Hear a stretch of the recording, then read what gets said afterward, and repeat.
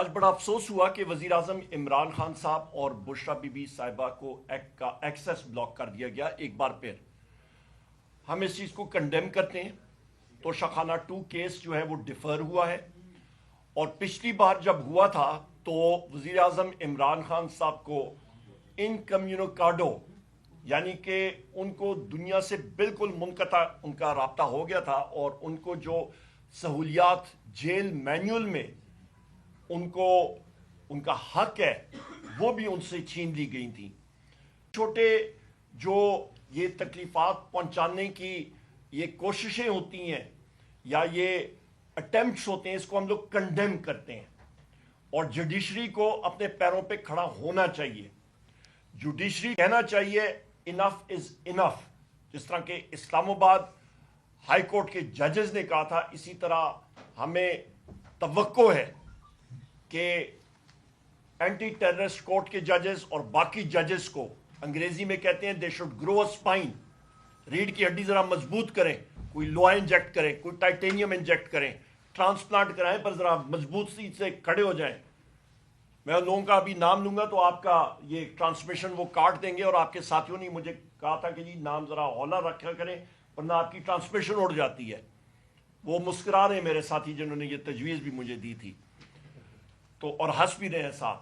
اس کے ساتھ ساتھ میں یہ بھی یہاں پہ کہتا چلوں خواتین و حضرات کہ وزیر اعظم عمران خان صاحب، بشرا بی بی صاحبہ، مخدوم شاہ محمود قریشی صاحب، ڈاکٹر یاسمین راشد صاحبہ، اجاز چودھری صاحب، میاں محمود الرشید صاحب، عمر چیمہ صاحب، حسان نیازی صاحب، ہمارے ملٹری کورٹس کے اندر جو پرزنرز ہیں جن کا کیس بڑی ایبلی ہمارے سیکرٹری جنرل جناب سلمان اکرم راجہ صاحب لڑ رہے ہیں سپریم کورٹ میں، اور ہمارے باقی ساتھی جو کوٹ لکھپت آپ کے اللہ بھلا کرے اٹک جیل میں، جیلم جیل میں اور اڈیالہ جیل میں اس وقت بھی پابند سلاسل ہیں.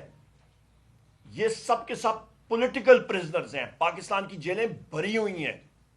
ہم اس چیز کو کنڈیم کرتے ہیں. پاکستان میں آئین اور قانون کی بالادستی ہونی چاہیے، جو کہ نہیں ہے، اور چونکہ پاکستان میں آئین اور قانون کی بالادستی نہیں ہے، پاکستان میں انویسٹمنٹ 0/0/0.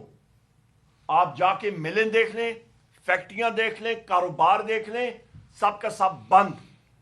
آپ زراعت کا شعبہ دیکھ لیں، بند. آپ سروسز سیکٹر دیکھ لیں، بند. انویسٹمنٹ کرنے کے لیے کوئی تیار ہی نہیں ہے. آپ کا لارج سکیل مینوفیکچرنگ جو انجن ہوتا ہے آپ کی معیشت کا، وہ منفی گروتھ ریٹ. اس کا مطلب ہے کہ آپ کی گاڑی کا انجن، رنگ پسٹن اس کے اڑ گئے ہیں، انجن سیز ہے، اور آپ کہتے ہیں کہ جی گاڑی چل رہی ہے. او بھائی آپ کس کو بے وقوف بنا رہے ہیں؟ کوئی الف بے معیشت کی ہم نے بھی پڑھی ہوئی ہے. یہ بینکر ہیں شبلی صاحب، یہ کوپریٹ لائرز بیٹھے ہوئے ہیں یہاں پہ، ان سے پوچھے کون سی معیشت چل رہی ہے. میں چیلنج کرتا ہوں، آ جائے میرے ساتھ. یہ کہتے ہیں جی مہنگائی کم ہوتی ہے، آ جائے میرے ساتھ. اکیلا میں جاؤں گا، میرے ساتھ آ جائیں آپ کیمرہ مین سارے، آپ کی میڈیا کی ٹیم ہو. حکومت کا جو شخص کہتا ہے کہ مہنگائی کم ہو گئی ہے وہ آ جائیں. ہم لوگ جاتے ہیں، ذرا آرے بازار جاتے ہیں، ہم لوگ جودھیا بازار جاتے ہیں، مختلف بازار ادھر ہم لوگ جاتے ہیں، پنڈی میں، پشاور میں، اور پوچھتے ہیں لوگوں سے. یہ جو یہاں پہ بلند و بالا دعوے کرتے ہیں نا وزراء کہ جی مہنگائی کم ہوتی ہے، ان سے بڑا جھوٹا کوئی نہیں ہے دنیا پہ. صفحہ ہستی میں کوئی اتنا بڑا کوئی جھوٹا نہیں ہوگا جتنے یہ ہیں. عوام کہاں پہ چلی گئی ہے؟ بجلی کا ریٹ 75 روپے یونٹ پہ تھا، پی ٹی آئی کے دور میں 17 روپے یونٹ تھا. گیس کا بل دیکھ لیں، لوگ تڑپ رہے ہیں.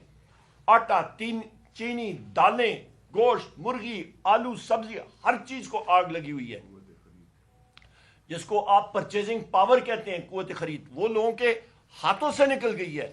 یہاں پہ دل پہ ہاتھ رکھ کے آپ سارے میڈیا کے ساتھی بھی مجھے بتائیں، آپ کسی کا گزارا کچن کا ہو رہا ہے؟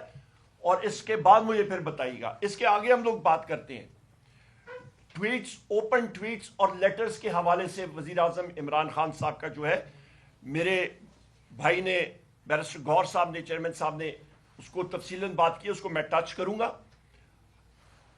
آپ یہ اندازہ لگا لیں کہ مطلب ایک شخص جو وزیر اعظم پاکستان رہ چکے ہیں اور آئندہ بھی ہوں گے، ان کا نام ہے وزیر اعظم عمران خان صاحب. انہوں نے پاکستان تحریک انصاف کو زیرو سے شروع کیا. ان کا پورا ایک نچوڑ ہے. پاکستان کی سب سے مقبول ترین پارٹی آج پاکستان تحریک انصاف ہے. ان کے تجربے کا فائدہ اٹھانا چاہیے. واحد وہ لیڈر ہیں جو پاکستان کے چاروں صوبوں میں مقبولیت ہے ان کی، اور جو قوم کو جوڑ سکتے ہیں. خدارہ ان کی وزڈم سے فائدہ اٹھائیں، ان کے تجربے سے فائدہ اٹھائیں.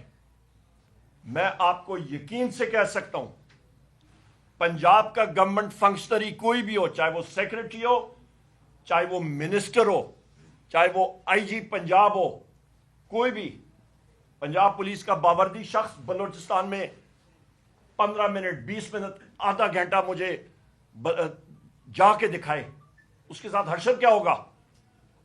یہ کیا وجہ ہے جس وقت سیکیورٹی فورسز کی نقل و حرکت ہوتی ہے بلوچستان میں تو آرمڈ کانوائز جاتی ہیں؟ کانوائے کے بغیر کیوں نہیں امن و حرکت ہوتی؟ یہ کیا وجہ ہے؟ کانوائز، آرمڈ کانوائز خواتین و حضرات اس وقت جاتے ہیں جہاں پہ آپ کو خطرہ ہوتا ہے. 8 اضلاع بلوچستان کے آپ اس وقت وہاں پہ یہ حالات ہیں کہ پاکستان کا جھنڈا کوئی نہیں لہرا سکتا، نہ پاکستان کا قومی ترانہ وہاں پہ گایا جاتا ہے. کسی کو شک شبہ ہے انڈیپینڈنٹلی چلے جائیں. اس کے ساتھ ساتھ بلوچستان کے ممبران اسمبلیز جو کہ حکومت میں ہیں، وہ خود ہمیں کہتے ہیں کہ جناب ہم لوگ بات نہیں کر سکتے ہیں، آپ ہماری ترجمان، ہم لوگ اپوزیشن میں ہیں، خود مجھے وہ کہتے ہیں کہ جی آپ ہماری ترجمانی کریں، ہمیں ڈر لگتا ہے. وہ اپنے گھروں سے کیا کوئٹہ سے آگے نہیں جا سکتے ہیں. یہ حالات ہیں بلوچستان کے اس وقت.